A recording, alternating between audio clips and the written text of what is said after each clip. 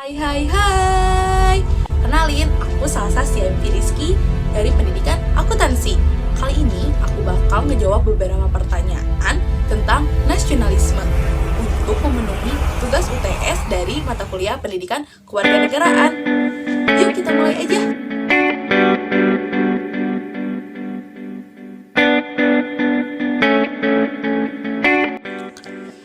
Nasionalisme adalah pandangan atau paham kecintaan terhadap bangsa dan tanah air Indonesia yang didasarkan pada Pancasila. Nilai-nilai nasionalisme sesuai dengan kelima sila Pancasila.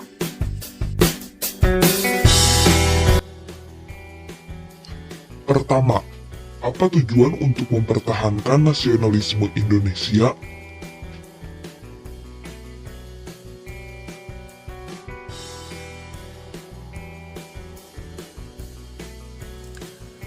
Tujuannya yang pertama adalah menumbuhkan dan meningkatkan rasa cinta tanah air dan bangsa.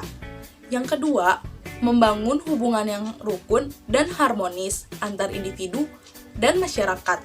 Yang ketiga, membangun dan mempererat tali persaudaraan antar sesama anggota masyarakat.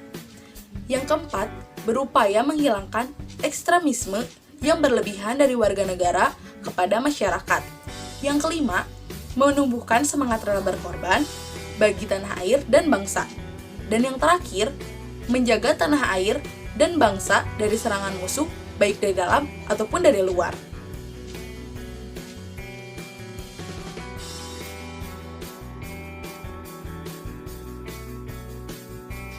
Kedua, nilai-nilai apakah yang dapat mendukung tercapainya tujuan bersama?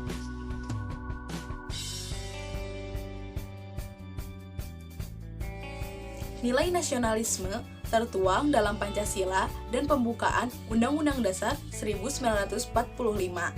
Dalam pembukaan Undang-Undang Dasar 1945, ditekankan juga bahwa Indonesia ikut menjaga ketertiban dunia.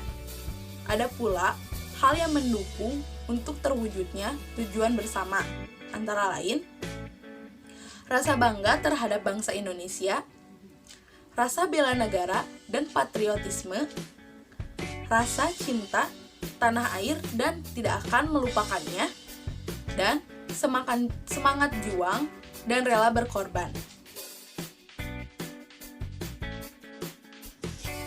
Ketiga, bagaimana formula nasionalisme yang relevan dalam konteks transnasionalisme dan kewarganegaraan global?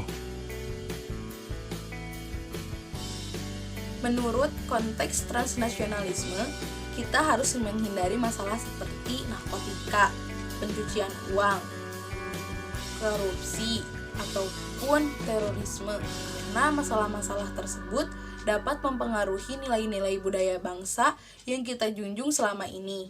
Sedangkan, menurut kewarganegaraan global, masyarakat atau semua warga negara harus ikut aktif dari berbagai penjuru dunia untuk melakukan kontribusi yang nyata tanpa memandang ras, suku, etnis, ataupun yang lainnya.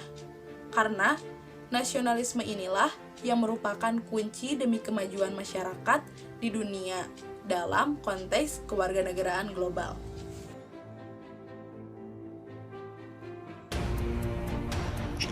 Keempat, bagaimana memahami berbagai perubahan dan evolusi makna nasionalisme itu sendiri? Dengan perkembangan iptek di era masa kini atau yang lazim kita sebut era 4.0, di mana kemudahan di bidang komunikasi dan informasi semakin mewabah di Indonesia ataupun di dunia. Hal tersebut bisa meninggalkan batas-batas negara. Maka, perlunya edukasi kepada masyarakat atau warga negara sebagai pengguna teknologi informasi agar mampu mengelola dirinya sendiri secara arif dan mampu melindungi dirinya dari provokasi yang dapat merusak pikiran kita sendiri.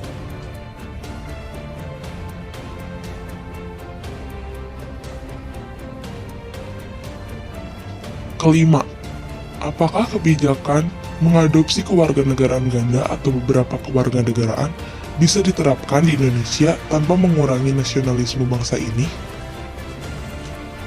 Bisa saja, karena pada hakikatnya orang memiliki atau mempunyai sifat dan karakternya masing-masing. Selain ada sisi positif, ada juga dampak negatif bila memiliki kewarganegaraan ganda. Karena cinta tanah air bukan hanya dilihat dari kewarganegaraannya saja, tetapi juga perilaku yang mencintai karya negeri.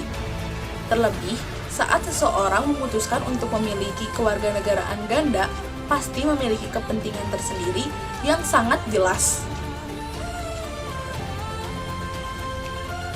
Keenam, apakah elemen-elemen yang mengikat kita sebagai suatu bangsa dapat ditumbuhkan, dipelihara, dan diperkuat seiring dinamika kehidupan berbangsa, bernegara, dan bermasyarakat?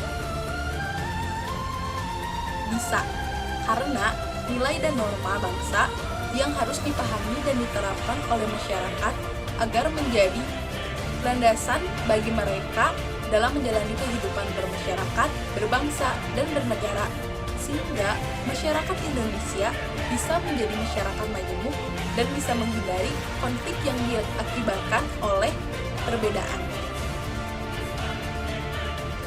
4 pilar yang dapat mengikat kita antara lain Pancasila sebagai dasar dan ideologi negara. Yang kedua, Undang-Undang Dasar Negara Republik Indonesia tahun 1945 sebagai konstitusi negara. Dan yang ketiga, Negara Kesatuan Republik Indonesia sebagai bentuk negara. Dan yang terakhir, Bhinneka Tunggal Ika sebagai semboyan negara. Rasa satu sepenanggungan dapat membuat masyarakat bisa saling mengikat, melindungi, serta melengkapi yang lainnya.